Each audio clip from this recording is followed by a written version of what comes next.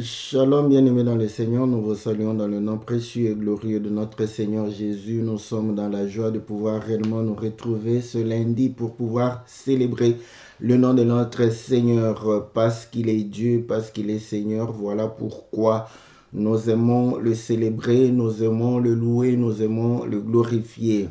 C'est votre émission, Louons l'Éternel, une émission qui vous est présentée par votre serviteur, le pasteur Philippe Mukinge, une émission qui traite des cantiques, une émission qui nous permet de pouvoir réellement partager la parole du Seigneur sur base des cantiques. Nous croyons à la miséricorde de notre Dieu, nous croyons à sa grâce, nous croyons à sa bonté, nous croyons à sa grandeur, nous croyons à ses compassions. Voilà pourquoi nous prions afin que l'Éternel, notre Dieu, vous soit très favorable, que l'Éternel puisse vous bénir, que l'Éternel puisse vous accorder toutes les bonnes choses qu'il a préparées pour nous dès avant la fondation du monde, que le Seigneur notre Dieu puisse vous accompagner, vous assister, puisse réellement vous soutenir dans tout ce que vous faites afin de pouvoir vous accorder la victoire, la réussite, la prospérité et le progrès dans le nom puissant et glorieux de notre Seigneur Jésus. Nous saluons tous les bien-aimés qui sont éparpillés dans le monde entier. Que la paix, la grâce, la miséricorde du Seigneur vous soit accordée dans le nom puissant et glorieux de notre Seigneur. C'est pour votre mission que nous sommes là. Et aujourd'hui, c'est lundi, c'est l'émission Louons l'Éternel. Que l'Éternel vous bénisse, que l'Éternel vous soit favorable. Que l'Éternel puisse réellement être celui qui va nous soutenir et qui va nous assister dans le nom précieux et glorieux de notre Seigneur Jésus. Aujourd'hui, nous avons intitulé « Racheté par le sang de l'agneau ». Nous avons pris ce thème dans le cantique de notre sœur Jeanne Pitama qui est du côté de l'Est de la RDC. Et nous allons, comme d'habitude, comme tous les lundis, suivre le cantique. Après avoir suivi le cantique, nous allons revenir dans notre studio virtuel pour pouvoir réellement partager la parole du Seigneur. Nous croyons que cela va nous permettre de savoir comment adorer, comment louer, comment célébrer notre Dieu par les cantiques, par, n'est-ce pas, les chants de louange. Que l'Éternel vous soit très favorable, que l'Éternel vous bénisse, que l'Éternel puisse vous accorder toutes les meilleures choses du pays dans le nom précieux et glorieux de notre Seigneur Jésus. Sans plus tarder, suivons le cantique et après quoi nous allons revenir dans notre studio virtuel. Que Dieu vous bénisse.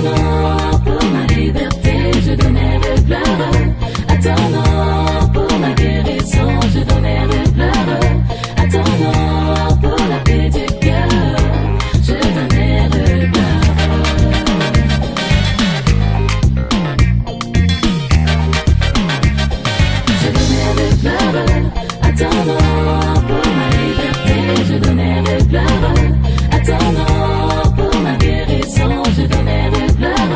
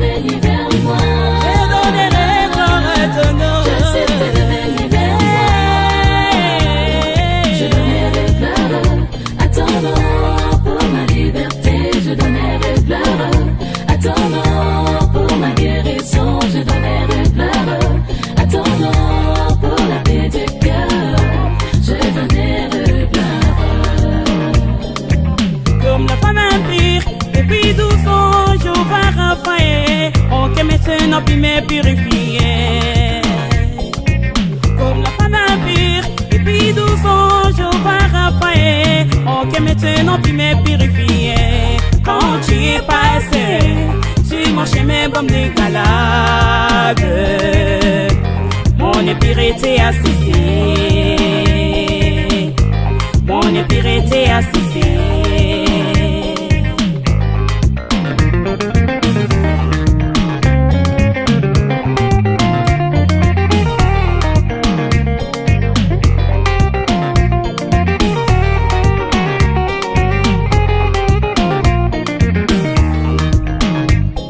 Je donnerai gloire à ton nom pour ma liberté.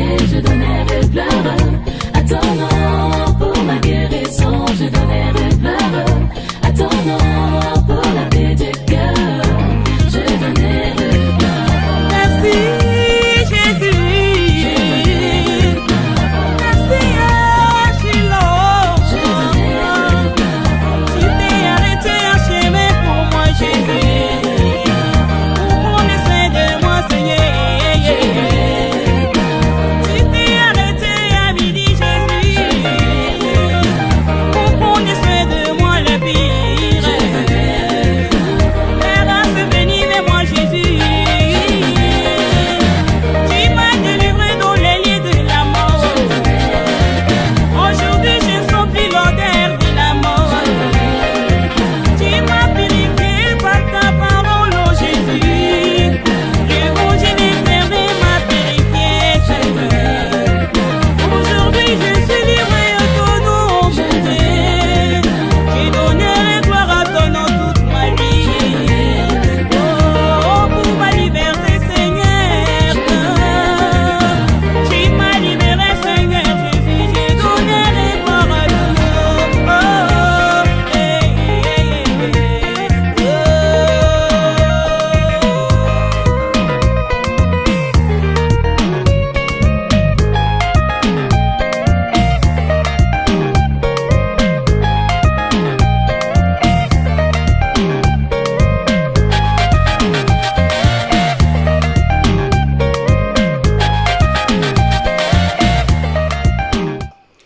Oh, Voilà, bien-aimés dans le Seigneur, c'était notre sœur Jeanne d'Arc Pitama qui nous a chanté « Tu m'as racheté » et elle a chanté que elle a été rachetée par le sang de l'agneau, elle était sous le péché depuis sa naissance et le Seigneur l'a libérée au travers réellement le sang qu'il a versé à la croix de Golgotha. Voilà pourquoi elle dit qu'elle va chanter pour sa liberté, glorifier le Seigneur pour sa guérison, pour la paix du cœur. Voilà, elle a pris l'exemple de cette femme qui était malade pendant 12 ans, qui a dépensé tout son argent et tous les médecins qui l'ont soignée n'ont pas pu réellement la purifier, mais lorsque le Seigneur est passé à côté d'elle, cette femme a été guérie par le Seigneur parce que le Seigneur est réellement celui qui apporte la guérison au travers le sang qu'il a réellement versé à la croix de Golgotha. Voilà le résumé du cantique de notre sœur Jeanne d'Arc Pitama. Et nous la bénissons parce qu'elle nous a bénis au travers le cantique. Voilà, bien-aimés dans le Seigneur, nous allons voilà, lire les Écritures. Pourquoi nous avons pris ce thème aussi?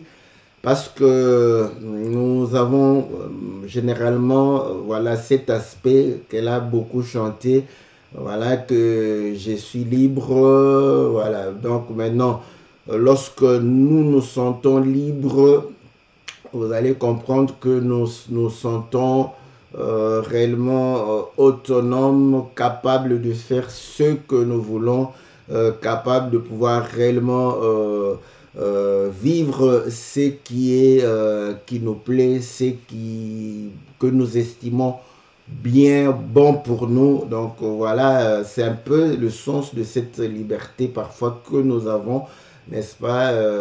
C'est pas mauvais, c'est une bonne chose, mais je voudrais insister sur cet aspect de devoir de redevabilité, du fait qu'on a été racheté, n'est-ce pas, par le sang de l'agneau.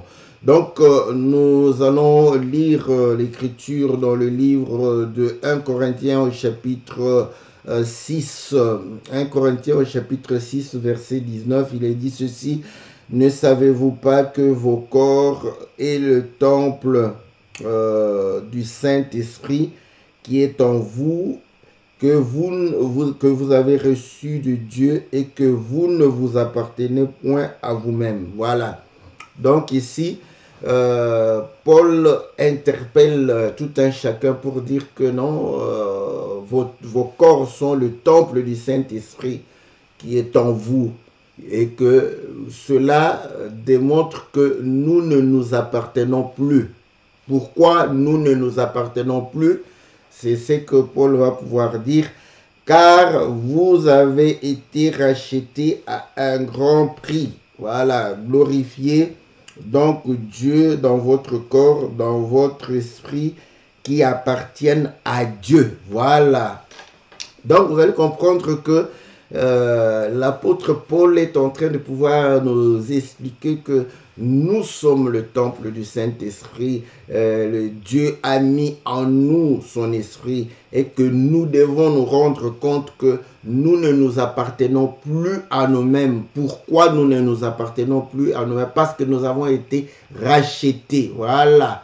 Donc c'est vraiment ça. Hein? C'est sur ça que nous voulons insister, c'est sur ça que nous voulons réellement mettre en évidence le prix payé par le Seigneur au mont Golgotha.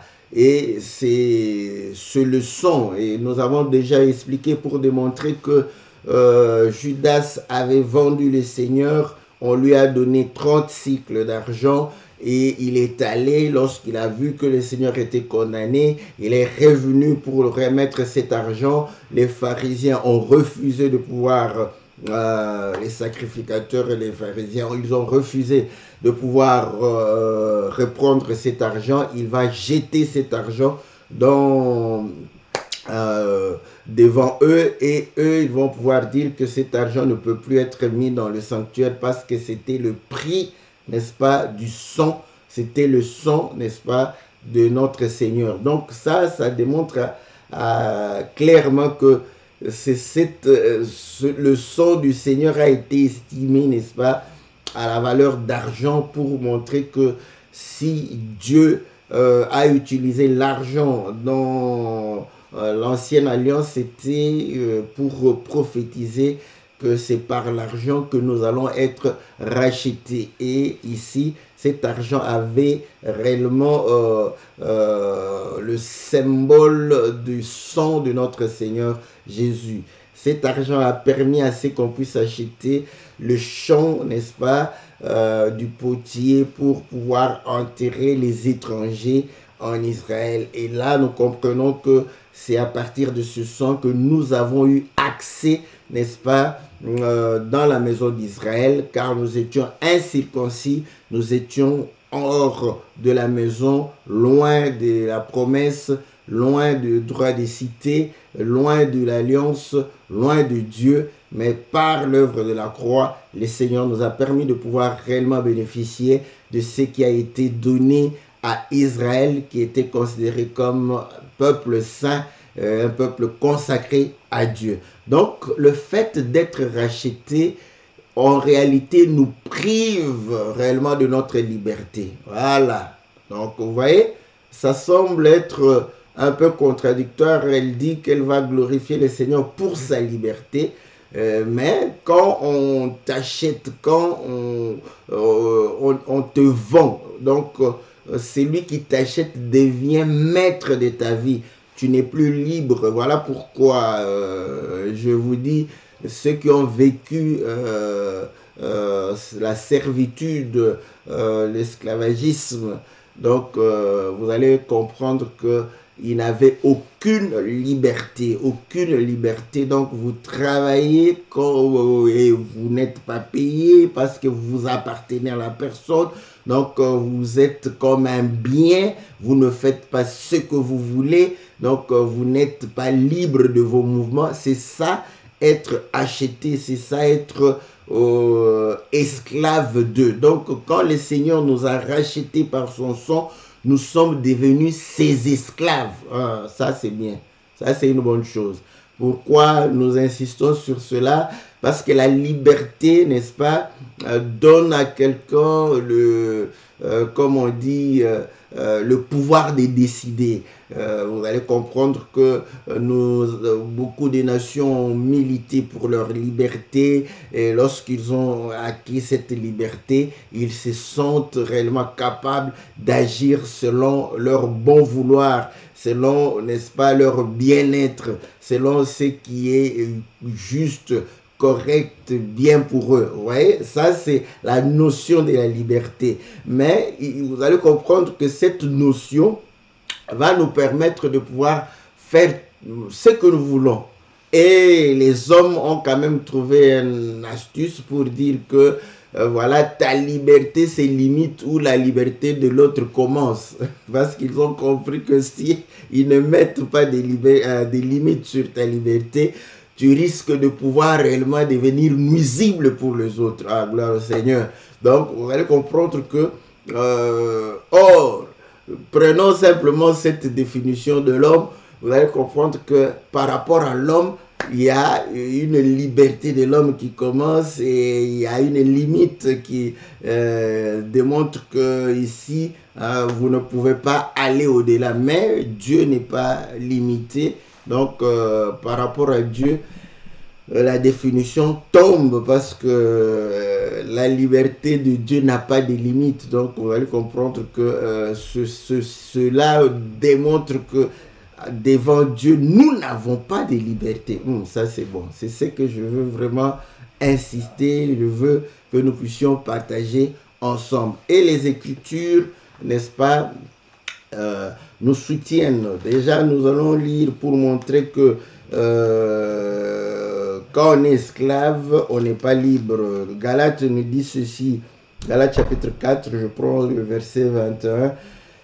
Dites-moi, vous qui voulez être sous la loi, n'entendez-vous point la loi, car il est écrit qu'Abraham eut 2 fils, un de la femme esclave et un de la femme libre. Vous voyez, on a opposé la femme libre à la femme esclave. Vous voyez, donc quand on est esclave, on n'est pas libre. Voilà, ça c'est bien.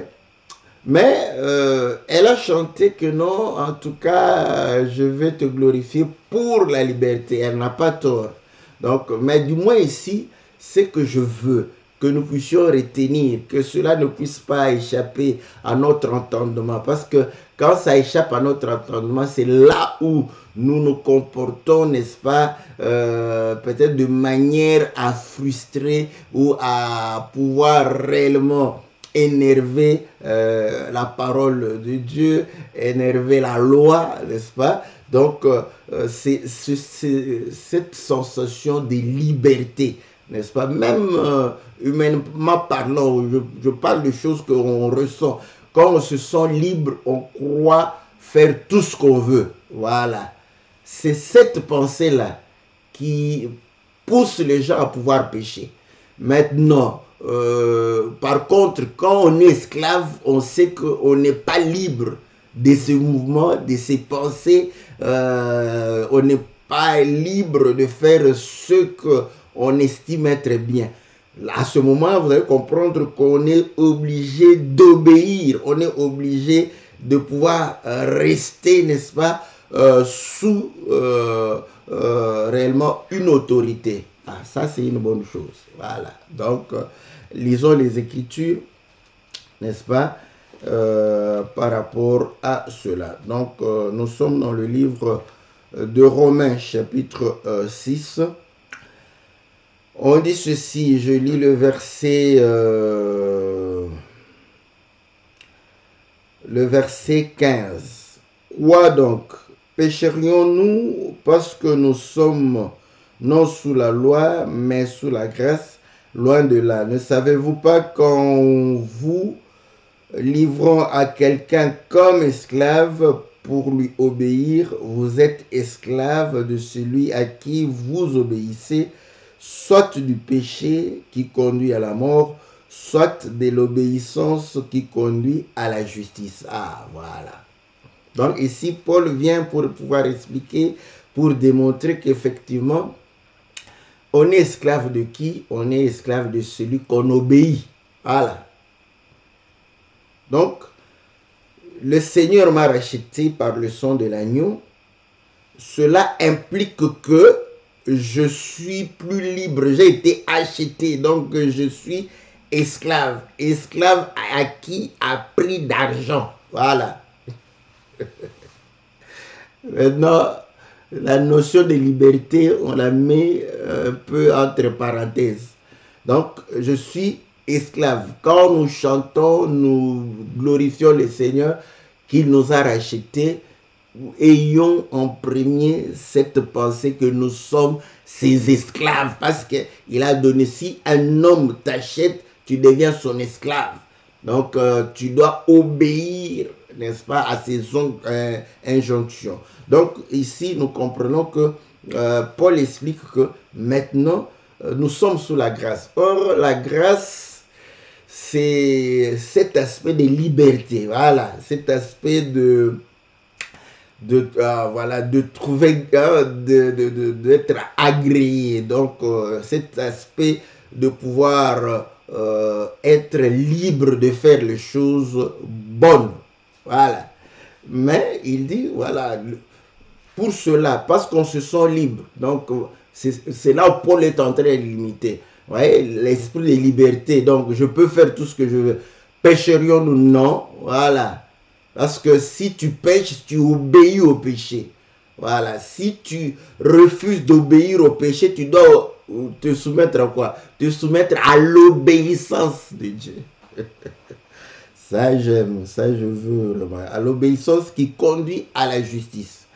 Voilà, le verset 17, il dit, mais grâce soit rendue à Dieu de ce que, après avoir été esclave du péché, vous avez obéi de cœur à la règle de doctrine dans laquelle vous avez été instruit, ayant été affranchi, libéré, voilà, délivré du péché, vous êtes devenus esclaves de la justice. Donc, lorsque nous chantons que nous allons glorifier le Seigneur pour notre liberté, cette liberté-là ne veut pas dire que voilà, j'ai un champ libre, je fais tout ce que je veux. Non, ce n'est pas ça.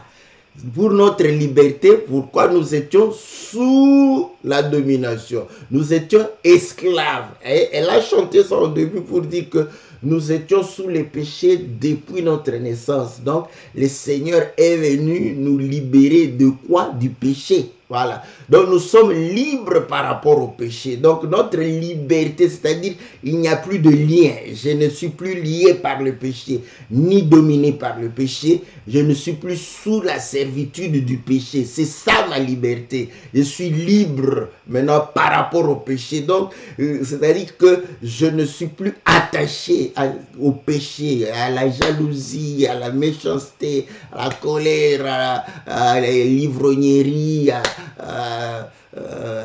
quoi encore, à la sorcellerie, à l'occultisme, n'est-ce pas, à la magie, à la tromperie, à l'impudicité, donc à toutes ces choses. Donc je ne suis plus lié là-bas. Donc je suis libre de ces choses-là. Voilà, c'est ça la liberté que nous chantons. Ce n'est pas que voilà, voilà, je me sens, je peux aller à droite ou à gauche, non. Voilà. Et c'est ce que le Seigneur dit, n'est-ce pas, au travers l'apôtre Paul. Il dit au verset 19, « Je parle à la manière des hommes à cause de la faiblesse de votre chair, de même donc que vous avez livré vos membres comme esclaves à l'impureté et à l'iniquité, pour arriver à l'iniquité, Ainsi maintenant, livrez vos membres comme esclaves à la justice. Voilà. Donc, c'est que je comprends pourquoi nous péchons. Vous savez pourquoi nous péchons? C'est justement parce que Dieu, il domine sur nous comme un bon maître, n'est-ce pas? Parce qu'il faut le savoir que même parmi les hommes, n'est-ce pas? Même parmi les hommes, vous allez comprendre que les gens qui étaient esclaves, il y en a certains qui ont eu des maîtres qui étaient bons à leurs yeux et qui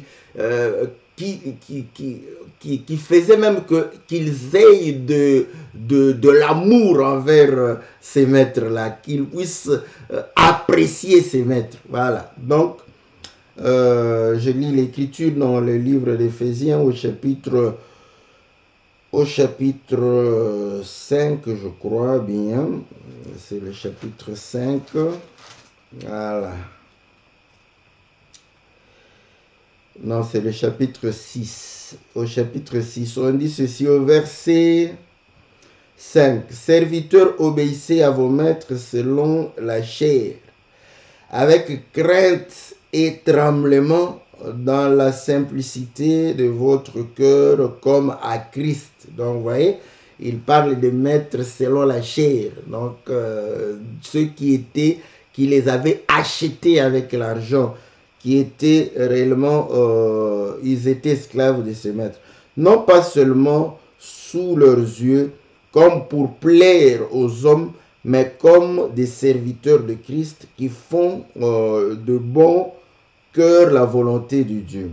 Servez-les avec empressement comme servant le Seigneur et non des hommes, sachant que chacun, soit esclave, soit libre, recevra du Seigneur selon qu'il l'aura fait de bien. Et vous, maîtres, agissez de même à leur égard et abstenez-vous de menaces, sachant que leur maître est le vôtre et dans le cieux, et que devant lui, il n'y a point d'acception de personne. Ah, voilà. Donc, mais attendez, je dois chercher... est-ce que dans Pierre, il parle aussi de ces choses? Parce que il y avait là où on était en train de pouvoir dire d'obéir même à ceux qui ne sont pas... Attendez, je vais voir Tite, l'écriture que je... Déjà ici, j'ai la réponse parce qu'il est en train d'exhorter les maîtres de pouvoir agir, n'est-ce pas, avec un bon cœur. Donc, faire du bien à leurs esclaves. Donc, à ce moment-là, l'esclave ne va pas souffrir. Il va se sentir libre. C'est comme Joseph. Hein? Vous voyez, Joseph était esclave. Mais vous allez comprendre qu'on l'a vendu chez Potiphar. Potiphar, c'était quelqu'un de bien. Vous voyez? Et là, il était esclave. Il était esclave. Voilà. Il ne faisait rien sans que son maître ait dit. Et ainsi, vous allez comprendre que... Mais il se sentait libre, tout en étant esclave, parce que le maître était bon. Ça, c'est bien. Donc, je vais chercher l'écriture, n'est-ce pas? L'écriture de... Je vais aller chez Tite. Je vais voir là-bas chez Tite, parce que... Voilà. Tite, chapitre 2, ouais, la grâce ici.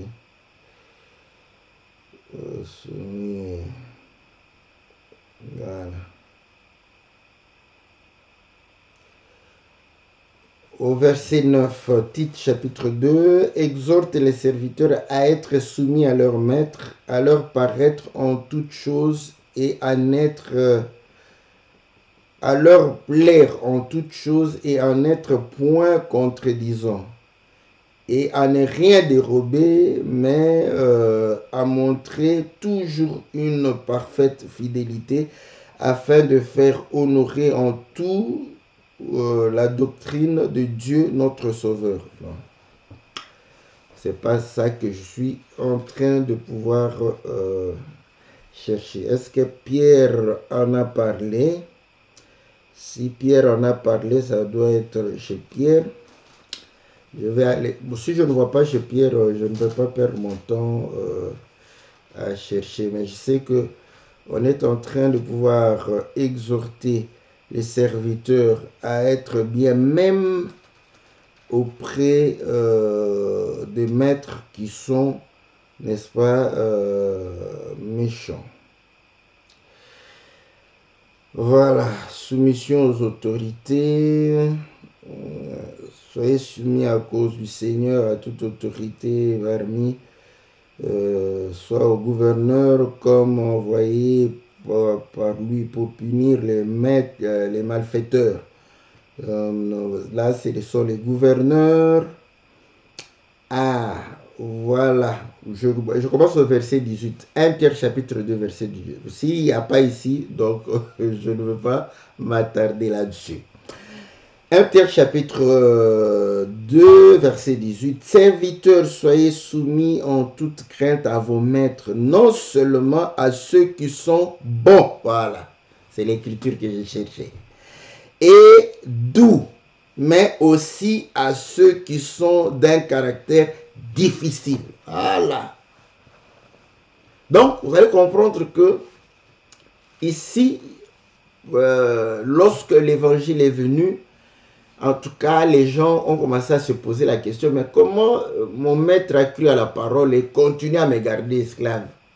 Ça posait problème, n'est-ce pas? Mais vous allez voir que Paul va prêcher pour démontrer. Pourquoi tout cela? Parce que la loi autorisait, n'est-ce pas, les esclaves. Voilà. C'est comme ça que Paul va dire quelque part que lorsqu'un esclave se libère de manière charnelle, qu'il en profite.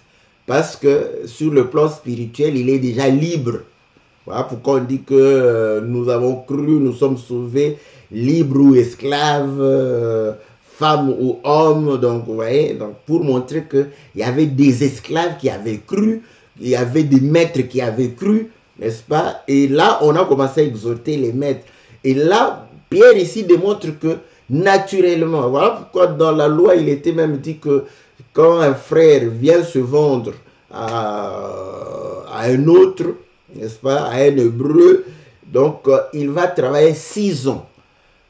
Après 6 ans, il doit sortir. Mais s'il trouve que son maître est bon et qu'il aime son maître, il veut demeurer auprès de son maître, il va rester là-bas et on va lui trouer l'oreille, percer l'oreille. Donc, vous voyez que naturellement, il y avait des maîtres, des dominateurs de bon cœur, doux. Voilà. Ça, c'est l'image de notre Dieu qui est maître, qui est bon, qui est doux. Voilà. À ce moment, vous allez comprendre que un tel maître, vous allez obéir à ce maître, mais vous allez vous sentir mieux, vous allez vous sentir libre, vous allez vous sentir, n'est-ce pas, le poids du joug ne va pas peser. Voilà pourquoi le Seigneur a dit, venez à moi, vous tous qui êtes, je vous donnerai mon joug qui est léger. Voilà. Donc, il fait de nous des esclaves, mais comme il est bon et doux, c'est ainsi que nous ne ressentons pas. Mais un bon esclave, comme il est dit ici, nous devons toujours obéir parce qu'on est esclave. Donc l'obéissance doit être, n'est-ce pas, la maîtresse pensée de notre cœur. Donc nous devons obéissance, nous devons soumission, nous devons craindre Dieu parce qu'il nous a rachetés. Mais quand nous évoquons le rachat, c'est généralement dans le sens de ouf, voilà. Pourquoi effectivement quand on était malade, le Seigneur nous libère de cette maladie. Vous voyez, voilà, c'est comme, voilà, on a eu un privilège, une faveur, mais ce privilège, cette faveur nous envoie à des devoirs. Est lié à des devoirs, c'est pas simplement un ouf de soulagement, voilà. Mais quand vous faites ouf de soulagement, sachez que vous avez le devoir, vous avez l'obligation d'obéir, de vous soumettre, de pouvoir craindre Dieu. C'est ça être racheté par le sang de l'agneau. Et lorsque nous rentrons dans Exode chapitre 12, vous allez voir que ils étaient esclaves, n'est-ce pas, dans la maison de l'Égypte. Mais lorsque l'agneau a été immolé, ce jour-là, ils ont été enfermés. C'est aussi ça, la servitude. Enfermés dans les maisons. Vous voyez?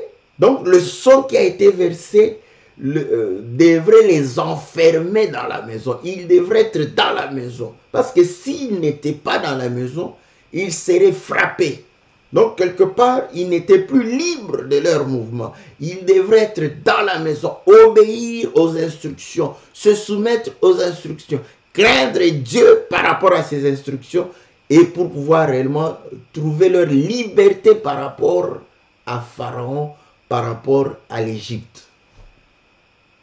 Voilà pourquoi nous disons toujours que quand vous sentez que les choses de Dieu sont dures, comprenez que... Voilà.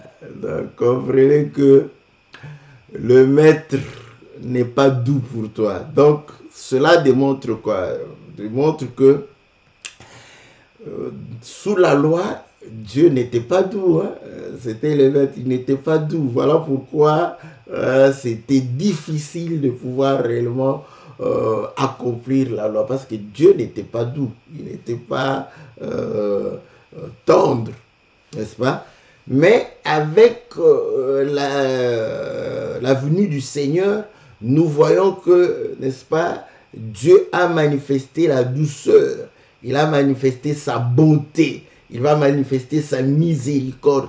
Il devient un maître. Il est toujours maître. Il va nous racheter. Mais un maître doux, un maître bon. Voilà pourquoi celui qui est venu, bon maître, il a dit, pourquoi m'appelles-tu bon? Seul Dieu est bon. Dieu est bon dans la grâce. Il est doux dans la grâce. Et ainsi, normalement, voilà, normalement, quand nous les servons, nous devons avoir ce sentiment, n'est-ce pas, d'être à l'aise. Mais nous savons, nous devons savoir que nous sommes esclaves.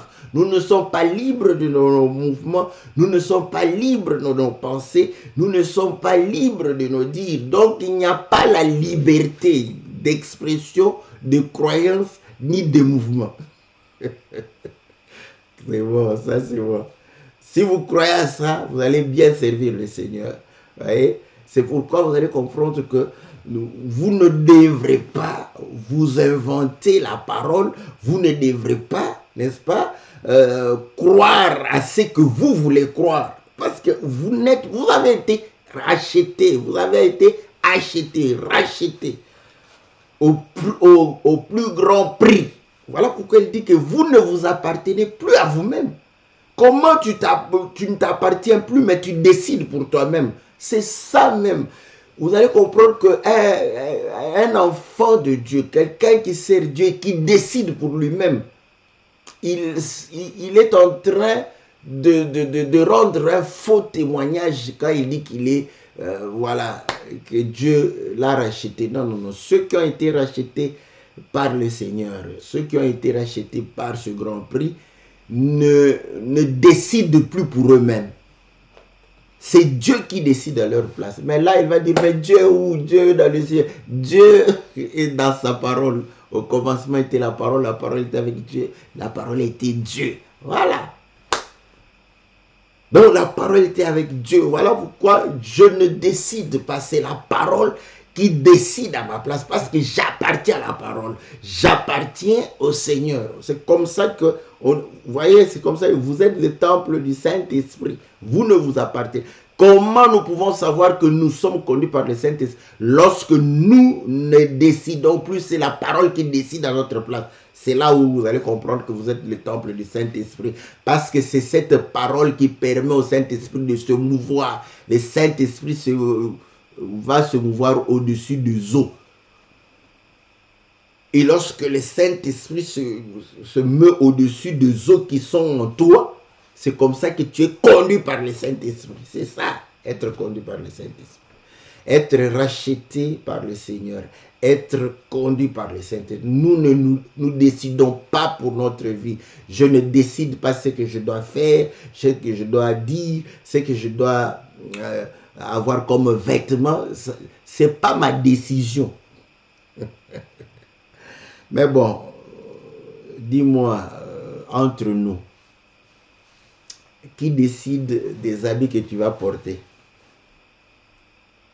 Vous voyez, ça ce sont des petits tests. Tu vas voir que c'est toi qui décides des habits que tu vas porter, mais pas moi. Moi, je ne décide pas des habits que je porte. C'est quelqu'un d'autre qui décide à ma place. Donc, s'il me dit non, non, non, pas ça, je ne porte pas. S'il dit bon, ça va. Parfois, il me dit ça, c'est limite. Hein. Bon, je dis bon, ça va, j'en profite, hein, c'est limite. Je suis à la frontière, oui. Il me dit tu es à la frontière. Bon, ne traverse pas la frontière. Je dis ok, c'est bon. Donc là, je veille, je sais que je suis à la frontière, il faut faire attention, sinon je serai de l'autre côté. Que le Seigneur vous soit favorable. Ça, je veux vraiment, parce que je comprends, nous chantons de belles choses, nous chantons de belles paroles, mais est-ce que nous comprenons ce que nous chantons? Est-ce que nous comprenons ce que nous disons à la longueur de la journée, la confession que nous faisons? C'est ça ce qui me préoccupe. Est-ce que nous comprenons cela? Est-ce que nous avons vraiment l'ampleur de ce que nous sommes en train de pouvoir dire? Ou ça sort simplement comme ça de nos bouches sans pour autant en avoir véritablement la quintessence? Donc voilà, c'est à cela que je voulais. Donc, parce que je sais que quand on parle racheté par le sang, là on trouve que voilà, je ne suis plus malade, voilà, les démons, tout ça, voilà, on voit, on voit tout ça. Donc, c'est comme si c'était vraiment pour ça. Mais pourtant, cela voudrait dire que tu quittes, tu deviens esclave de Dieu. Voilà pourquoi nous avons cette tendance, vous voyez, quand quelqu'un, pour moi je vois, nous on dit non, on ne voit, non, on ne voit pas. Pour moi, c'est pas pour nous, vous voyez, pour la parole. Que dit la parole? Qu'est-ce qu'on voit dans la parole? C'est ça la nature d'un enfant de Dieu. Racheté par le sang de l'agneau. Que le Seigneur nous soit très favorable. Comprenez que nous sommes des esclaves d'un maître bon et doux. Donc nous sommes comme Joseph dans la maison de Potiphar. Si toi tu étais Joseph, tu allais coucher avec la femme de Potiphar. Tu allais coucher là. Certainement toi, Joseph, tu allais déjà, pendant que tu travailles là, tu regardes la femme de Potiphar. Et tu te dis, cette femme ici, la façon dont elle me regarde, tu sais qu'il y a quelque chose. Toi, tu allais dire ça. Parce que tu sens que voilà, ton maître ne te redemande rien. Tu te dis, tu vas te croire patron. Et tu vas prendre la femme de Potiphar, coucher avec elle. Mais Joseph savait, malgré tout ça, il dit, c'est mon maître. Je dois crainte, obéissance et soumission. Ouais. C'est ça toute quelqu'un qui était avec Dieu, qui a marché avec Dieu. C'est comme ça qu'il sent qu'il est libre. Mais il se dit non. Je ne peux pas. Je ne peux pas le faire. Mais je suis sûr que toi, tu allais le faire. Je suis sûr, certain, certifié que toi, tu allais le faire. Voilà pourquoi vous allez voir qu'aujourd'hui, la plupart des pasteurs couchent avec les sœurs. C'est à cause de ça. Ouais. Mais ils se disent rachetés par le sang. Parce qu'il s'est dit, tu vois, mais c'est pas... Après, quand il va faire ça, oh non, c'était pas moi, c'était cette femme qui est venue de l'enfer. Oh, c'est... Seigneur Jésus. Ça, ce discours-là, ça ne passe plus. Hein, ça ne passe plus.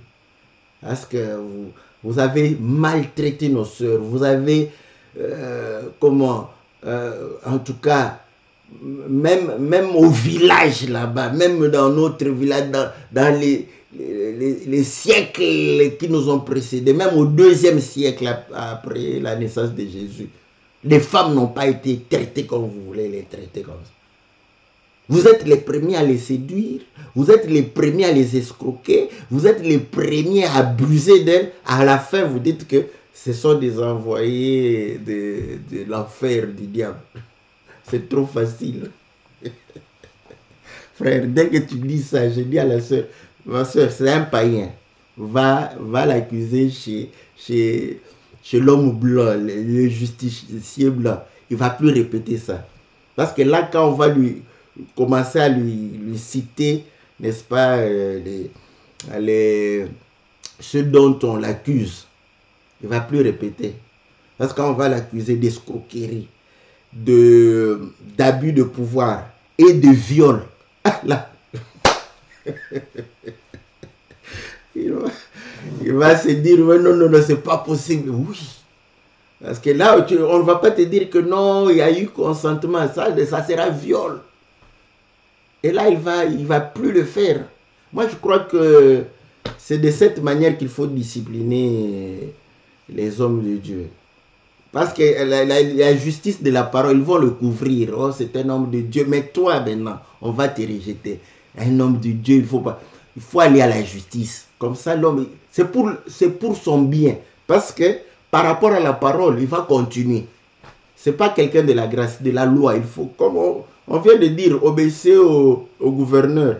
Il est là pour punir. Voilà, c'est aussi un serviteur de Dieu. Va l'accuser chez l'autorité qui est le serviteur de Dieu pour le punir. Et il ne va pas répéter, je vous le dis, il ne le répétera plus. Que le Seigneur vous soit favorable, que le Seigneur vous bénisse, que le Seigneur puisse vous accorder toutes les bonnes choses. On se retrouve, n'est-ce pas, le lundi pour un autre numéro de Louant l'Éternel. Comme je dis toujours, continuez à supporter nos frères et sœurs. Ça sera une très très bonne chose pour vous et pour nous et pour toute la communauté, pour pouvoir réellement continuer à glorifier le Seigneur. Que Dieu vous bénisse. Le mercredi, on se retrouve dans notre émission Que la Bible parle.